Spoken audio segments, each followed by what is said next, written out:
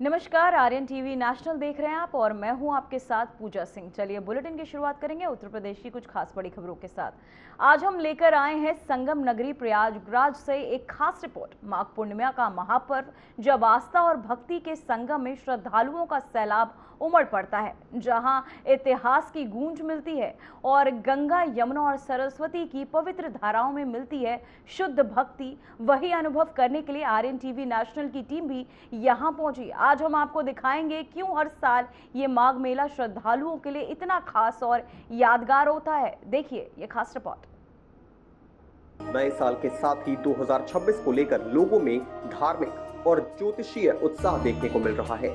ज्योतिष शास्त्र के अनुसार ये वर्ष सूर्य का वर्ष माना जा रहा है, इसलिए इसका असर धर्म, आस्था, तप और अच्छे कर्मों पर खास रूप से पड़ने वाला है। इसी शुभ अवसर पर साल की शुरुआत के साथ ही सनातन परंपरा का बड़ा धार्मिक आयोजन माघ मेला आज से शुरू हो गया। माघ पूर्णिमा को हिंदू धर्म में विशेष महत्व माना जाता है। मान्यता है कि इस दिन संगम में स्नान करने से समस्त पापों का नाश होता है और मोक्ष की प्राप्ति होती है। इसी आस्था के चलते तड़के सुबह से ही संगम तट पर श्रद्धालुओं की भारी भीड़ देखने को मिलती है। माघ मेले 2026 की महत्वपूर्ण तिथियों को आइए अब ग्राफिक्स के माध्यम से जानते हैं। माघ मेले 2026 का महत्वपूर्ण तिथियां: पौष पूर्णिमा शुरुआत 3 जनवरी 2026, मकर संक्रांति शाही स्नान 14 जनवरी 2026, मौनी अमावस्या शाही स्नान 18 जनवरी 2026, बसंत पंचमी शाही स्नान 23 जनवरी 2026, माघी पूर्णिमा मुख्य स्नान 1 फरवरी 2026, महाशिवरात्रि समापन 15 फरवरी 2026। माघ मेला को लेकर उत्तर प्रदेश परिवहन निगम की ओर से रिजर्व बसों की भी व्यवस्था की गई है। माघ मेला प्राधिकरण की मांग पर जरूरत के अनुसार अतिरिक्त बसों में संबंधित क्षेत्रों से उपलब्ध कराई गई है। माघ मेले के शुरू होते ही प्रयागराज के संगम तट पर श्रद्धालुओं की भारी भीड़ देखने को मिल रही है। देश के अलग अलग राज्यों से आए श्रद्धालु, संत और कल्पवासी संगम में पवित्र स्नान कर रहे हैं। हर ओर भक्ति और आस्था का माहौल बना हुआ है। हिंदू पुराणों के अनुसार प्रयागराज को तीर्थ राज यानी सभी तीर्थों का राजा कहा जाता है। मत्स्य पुराण और पद्म पुराण में भी उल्लेख है कि जब पूरी सृष्टि का निर्माण होना था तब ब्रह्मा जी ने यहाँ अश्वमेध यज्ञ किया था। इस प्रथम यज्ञ के कारण ही स्नान का नाम प्रयाग पड़ा। लेकिन माघ मेला यहाँ लगने की सबसे बड़ी वजह अमृत की बूंदें मानी जाती हैं। पौराणिक कथा के अनुसार समुद्र मंथन से निकले अमृत कलश को लेकर जब देवताओं और असुरों में छीना झपटी हुई तब अमृत की कुछ बूंदें पृथ्वी पर 4 स्थानों पर गिरी थी: हरिद्वार, उज्जैन, नासिक और प्रयागराज। माघ के महीने में प्रयागराज के संगम का जाल साक्षात अमृत के समान हो जाता है, इसलिए यहाँ स्नान का फल मोक्षदायी माना जाता है। माघ मेले की सबसे अनूठी विशेषता है कल्पवास। पूरे 1 महीने तक संगम की रेती पर रहकर सात्विक जीवन जीने को कल्पवास कहा जाता है। कल्पवासी जमीन पर सोते हैं, दिन में केवल 1 बार भोजन करते हैं और 3 बार गंगा स्नान करते हैं। मान्यता है कि माघ के महीने में जो व्यक्ति संगम तट पर जप तप करता है उसे जन्म मरण के चक्र से मुक्ति मिल जाती है। अच्छे तरीके से घाट को बनाया गया है और निर्मल और साफ गंगा जल आपको दिखाई पड़ रहा होगा। यानी मेला प्रशासन की तरफ से हमारे कैमरामैन आपको दिखा रहे हैं कि यहाँ जो है स्नानार्थी जो महिलाएं हैं उनके लिए, उनके कपड़े को बदलने के लिए देखिए किस तरह की व्यवस्था की गई है। और आप देख सकते हैं कि कितनी स्वच्छ और निर्मल पानी और बहुत साफ सुथरे तरीके से ऐसे कई घाटों का निर्माण मेला प्रशासन ने किया है। प्रयागराज में माघ मेला का आगाज हो चुका है। ये धार्मिक आयोजन 15 फरवरी तक चलेगा। माघ मेले के लिए इस बार 800 हेक्टेयर क्षेत्र में भव्य टेंट सिटी बसाई गई है, जो पिछले माघ मेले से कहीं ज्यादा बड़ी और आधुनिक है। ये माघ मेला 2024 के मुकाबले ज्यादा भव्य है। पिछले साल जहां मेला 768 हेक्टेयर में आयोजित हुआ था, वहीं इस बार इसका दायरा 32 हेक्टेयर ज्यादा बढ़ा दिया गया है।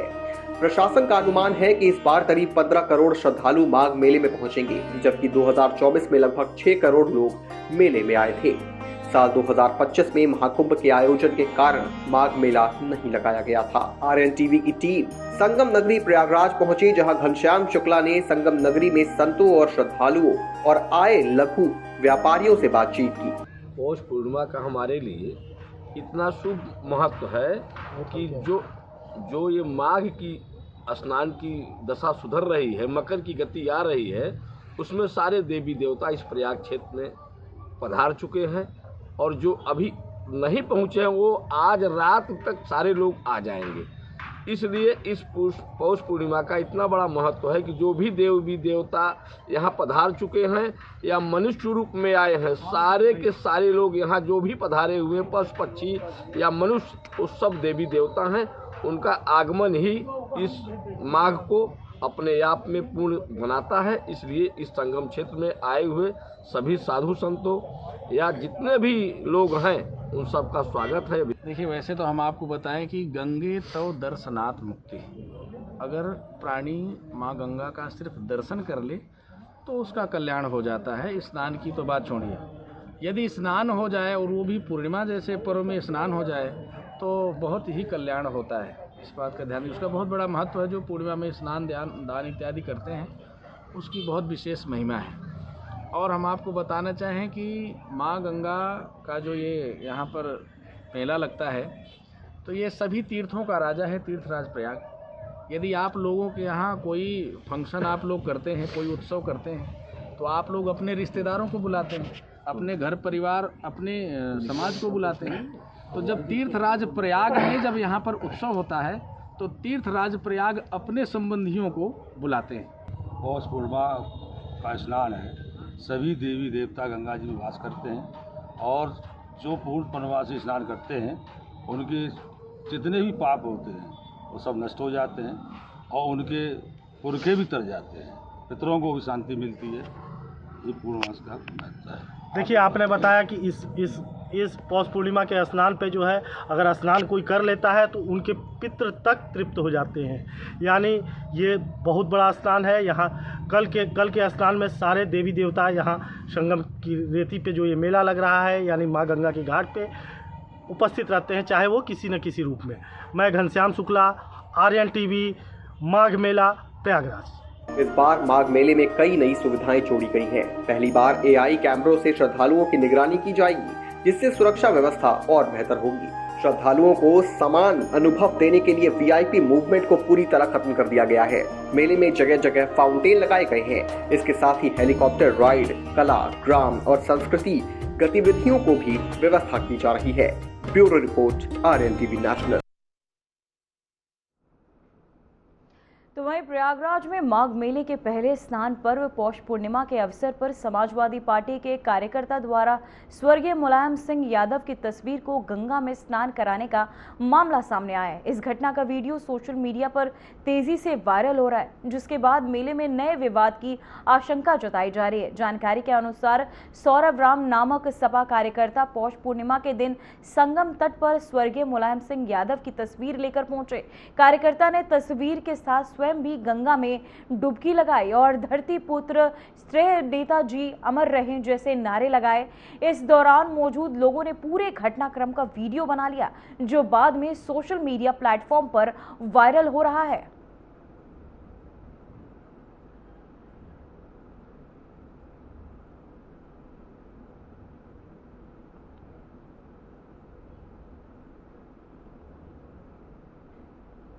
तो वहीं इंदौर में दूषित पानी की समस्या को लेकर समाजवादी पार्टी के सांसद रामगोपाल यादव ने तीखी प्रतिक्रिया दी है। उन्होंने इस घटना को बेहद दुर्भाग्यपूर्ण बताते हुए कहा कि जिस शहर को बार बार देश का सबसे स्वच्छ शहर घोषित किया गया हो, वहां दूषित पानी से लोगों की जान और सेहत पर संकट खड़ा होना गंभीर चिंता का विषय है। रामगोपाल यादव ने इंदौर नगर निगम के महापौर की भूमिका पर सवाल उठाते हुए उनके खिलाफ जांच और सख्त कार्यवाही की मांग भी की।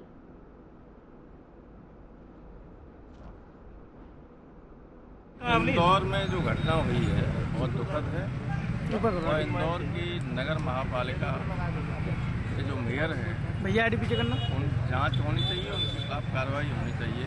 कि देश का सबसे स्वच्छ नगर होने का बार बार प्रमाण पाने वाले नगर में ये घटना हो रही है, तो मेयर और नगर विकास मंत्री मध्य प्रदेश बराबर से लगा लेना, उनके खिलाफ कार्रवाई होनी। प्रधानमंत्री के कार्यक्रम में भी रुके गए थे, मौत हुई, आपने बताया।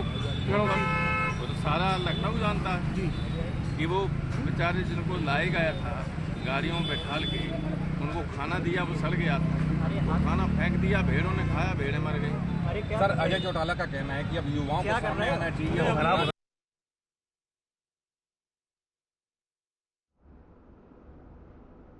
तो वहीं ग्राम कंडूरा में फसल क्षति मुआवजा दिलाने के नाम पर लेखपाल पर रिश्वत मांगने का गंभीर आरोप सामने आया है। किसानों ने आरोप लगाया कि लेखपाल 500 देने वालों का ही मुआवजा पास कर रहा है, जबकि पैसा न देने वाले किसान योजना से वंचित रह गए। दर्जनों किसानों ने इस मामले की लिखित शिकायत एसडीएम अवनीश तिवारी से की है। वहीं आरोपों पर लेखपाल इमरान परवीन ने सभी दावों को झूठा बताते हुए कहा कि सर्वे और फंडिंग पूरी तरह नियमानुसार की गई है। एसडीएम अवनीश तिवारी ने मामले की जांच का आश्वासन देते हुए कहा कि जिन किसानों का मुआवजा लंबित है उन्हें जल्द राशि मिलेगी और लेखपाल पर लगे आरोपों की जांच भी कराई जाएगी।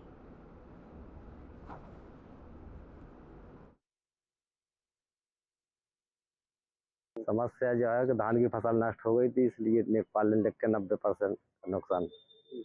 क्या नुकसान था आप लोगों का, कितना क्या नुकसान हो गया? हाँ, धान गल गई थी साहब हमारी। क्या परेशानी आई उसके बाद? उसमें जो लेखपाल ने पैसा 500 हजार रुपया मांग रही थी, जिसने दिए उसके डलवा दिए, जिसने नहीं दिए उसके नहीं डलवाए। शिकायत की आपने अधिकारियों से? हाँ शिकायत की है, आए हैं, आज शिकायत आज बंद थी। कल अधिकारी नहीं मिले आपको? नहीं, एसडीएम को दिया है हम दरखास्त लिख के। धान के जो पैसे गिले हैं, कुछ किसानों के आए, कुछ के नहीं आए। कौन सी फसल का नुकसान है? धान की। कितने लोगों के पैसे आ गए हैं? कुल 40 आदमी के आए हैं, हमारा 350 आदमी किसान हैं लगभग। कितना क्या नुकसान था आप लोग? 90% लिख ले आए थे एसडीएम साहब।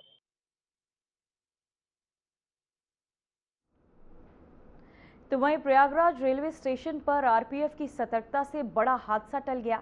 प्लेटफॉर्म पर ट्रेन के आगमन के दौरान एक यात्री का पैर फिसल गया और वो ट्रेन व प्लेटफॉर्म के बीच गिर गया। स्थिति को भांपते हुए मौके पर मौजूद आरपीएफ सब इंस्पेक्टर ने तुरंत दौड़ लगाई और साहस दिखाते हुए यात्री को सुरक्षित बाहर निकाल लिया। कुछ ही सेकंड में की गई इस तत्परता से यात्री की जान बच गई। पूरी घटना स्टेशन पर लगे सीसीटीवी कैमरों में कैद हो गई है, जिसका वीडियो सामने आने के बाद आरपीएफ की सराहना की जा रही है।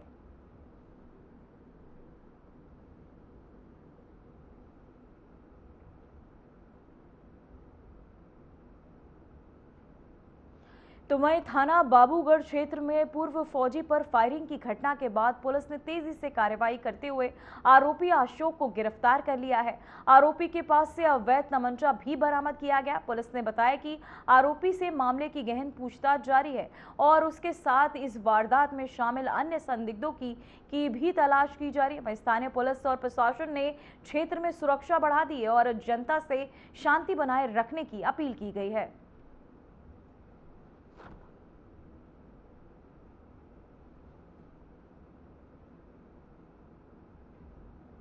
तो वहीं नगर पालिका परिषद क्षेत्र में अवैध अतिक्रमण के खिलाफ प्रशासन ने कड़ी कार्यवाही की। सिंधौली क्रॉसिंग के पास सड़क किनारे लंबे समय से किए गए अवैध अतिक्रमण को हटाने के लिए बुलडोजर का इस्तेमाल किया गया। कार्यवाही के दौरान पुलिस बल भी मौके पर मौजूद रहा, जिससे किसी प्रकार की अव्यवस्था न हो। वहीं बुलडोजर चलते ही अतिक्रमणकारियों में हड़कंप मच गया और कुछ ही समय में सड़क किनारे बने अवैध कब्जे को ध्वस्त कर दिया गया। नगर पालिका अधिकारियों ने स्पष्ट किया कि यह अभियान जारी रहेगा और सरकारी भूमि पर अवैध कब्जा करने वालों के खिलाफ सख्त कार्यवाही की जाएगी। वहीं प्रशासन की इस कार्यवाही से क्षेत्रवासियों में राहत की सांस ली है।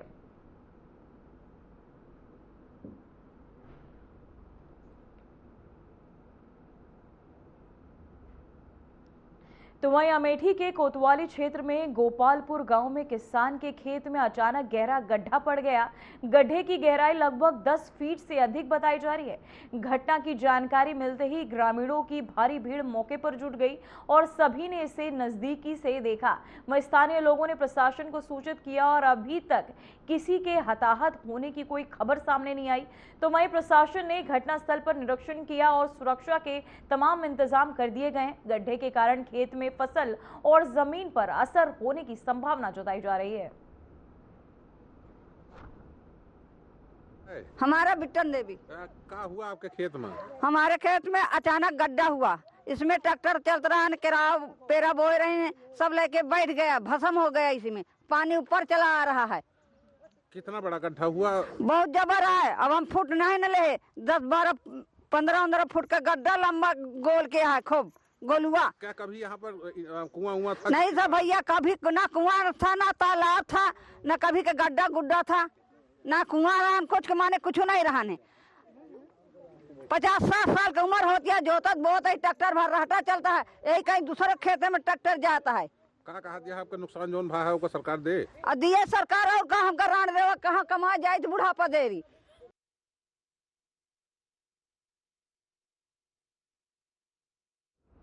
तो वहीं फैजगंज बेहटा नगर पंचायत में विवादित मामला सामने आया। 6 नगर पंचायत सभासदों ने चेयरमैन के भांजे पर जाति सूचक शब्दों का इस्तेमाल और मारपीट का आरोप लगाते हुए पुलिस में शिकायत दर्ज कराई। विवाद तब बढ़ गया जब नगर पंचायत में अनियमितताओं की जांच के लिए को बताते चले कि कई कार्यवाहियां भी की गई और आई टीम कार्यवाही कर रही थी। वहीं आपको बताते चले सभासदों ने मामले में पुलिस से सख्त कार्यवाही की मांग भी की है।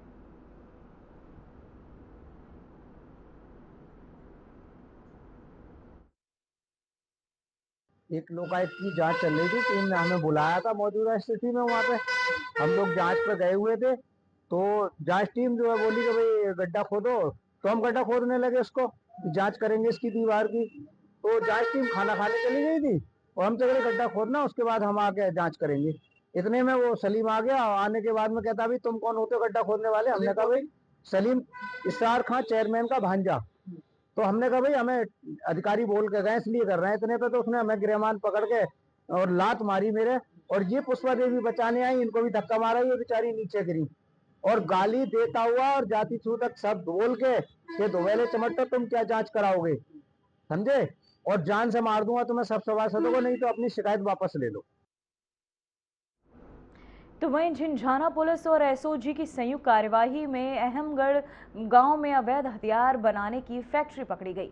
कार्यवाही में 2 लोग गिरफ्तार हुए और फैक्ट्री से 40 अनभरे बने तमंचे जो है बरामद किए गए हैं। वहीं पुलिस ने बताया कि मामले की जांच जारी और आरोपियों के खिलाफ कड़ी कार्रवाई की जाएगी।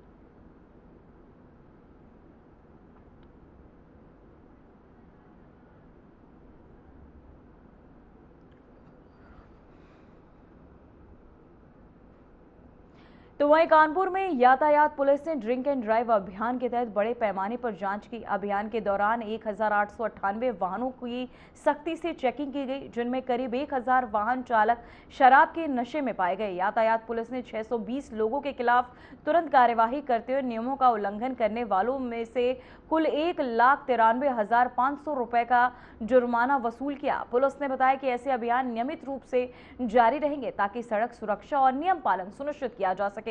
ये कार्यवाही आपको बताते चले, कार्यवाही कानपुर में यातायात नियमों के उल्लंघन पर पुलिस की कड़ी नजर और जागरूकता बढ़ाने की पहल के रूप में देखी जा रही है। ये लगभग 250 स्थानों पर हम लोग की चेकिंग हुई, जिसमें कि करीब 1000 के लोग जो इन्फ्लुएंस ऑफ एल्कोहल में पाए गए। कुछ लोगों को हिदायत देकर कुछ को चलान किया गया और ये काफ़ी इफेक्टिव रहा। इसका परिणाम ये रहा कि कोई ऐसी घटना नहीं आई जिससे कि ये प्रतीत हो कि नए साल का हमारा जश्न जो है फीका पड़ गया। तो सबसे ज़्यादा कार्रवाई कौन से क्षेत्र में की गई? दक्षिण क्षेत्र काफ़ी बड़ा है और रोड्स भी सबसे ज़्यादा वहाँ पर, तो सबसे ज़्यादा वहीं पर कार्रवाई हुई है। तो वहीं चांद मस्जिद के पास निशादगंज इलाके में अतिक्रमण के खिलाफ कार्यवाही की गई। लखनऊ विकास प्राधिकरण ने मस्जिद कमेटी को नोटिस जारी कर अवैध बनी दीवार और आसपास के दस्तावेज दिखाने के लिए 2 दिन का समय दिया है। मस्जिद के आसपास बनाए गए अवैध गैरेज को भी हटाने की तैयारी की जा रही है। सोमवार को एलडीओ और मस्जिद कमेटी के बीच बैठक होगी। अधिकारियों ने कहा कि बुलडोजर कार्यवाही जारी रहेगी और किसी भी तरह के अवैध निर्माण को बर्दाश्त नहीं किया जाएगा।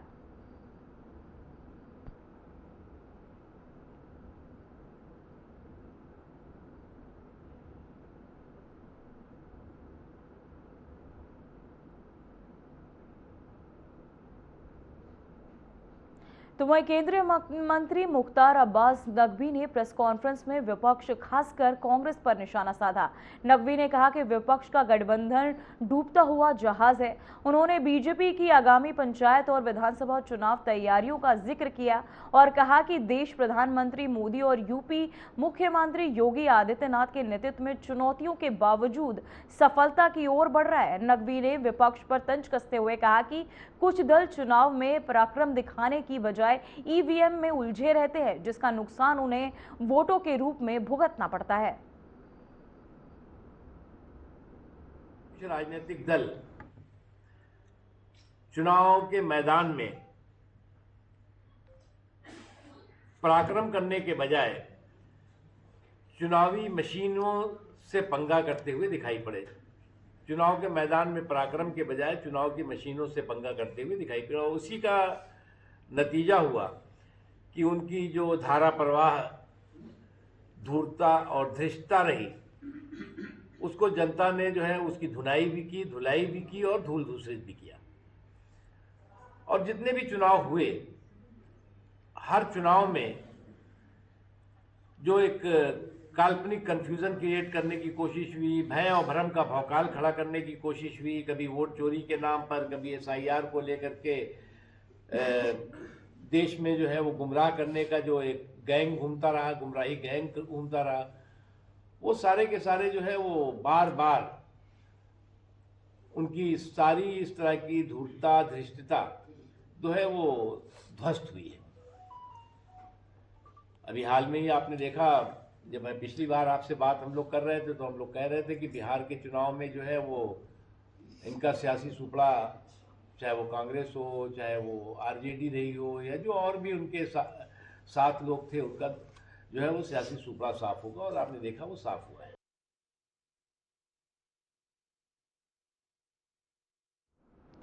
तो वहीं डुमरियागंज सांसद और जेपीसी वक्फ बिल अध्यक्ष जगदम्बिका पाल ने गोंडा दौरे पर राष्ट्रीय कथा महोत्सव में भाग लिया। उन्होंने कांग्रेस नेता राहुल गांधी पर पलटवार करते हुए कहा कि विदेश जाकर केवल भारत की आलोचना करना उनकी मानसिकता है। सांसद ने बांग्लादेश में हिंदुओं पर अत्याचार की निंदा की और शाहरुख खान द्वारा बांग्लादेश खिलाड़ी को शामिल करने को देश के लिए उचित नहीं बताया। पाल का स्वागत कैसरगंज से बीजेपी सांसद करण भूषण ने किया।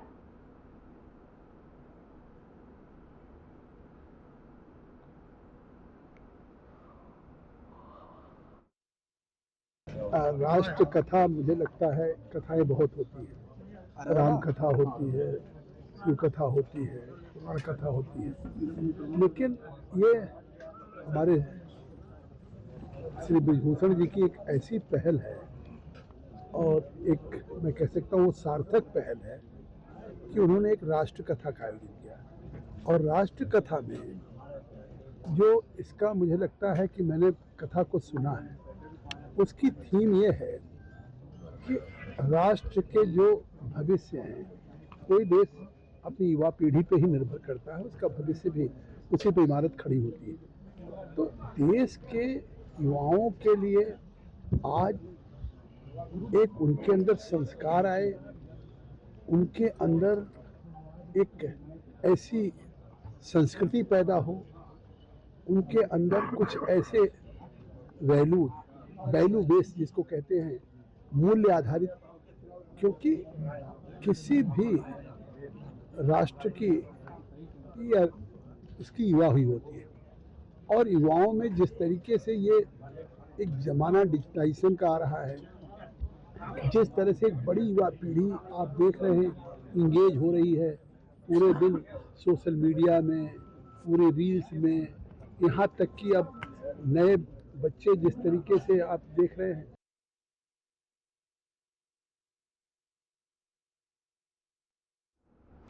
फिलहाल उत्तर प्रदेश की खबरों में इतना ही। देखते रहिए RN TV।